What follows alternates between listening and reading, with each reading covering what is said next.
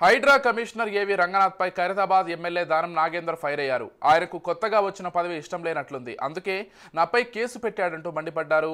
ఏవి రంగనాథ్ పై సీఎం రేవంత్ రెడ్డి ఫిర్యాదు చేస్తానని చెప్పారు. హైదరాబాద్లోని నందగిరి హిల్స్ ఘటనలో హైడ్రా ఎమ్మెల్యేపై కేసు నమోదు చేశారు.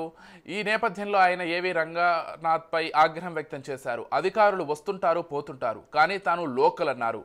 ప్రజాప్రతినిధిగా అక్కడికి వెళ్లే హక్కు తనకుందని, తనని అడ్డుకునే అధికారం ఏ అధికారికి లేదన్నారు.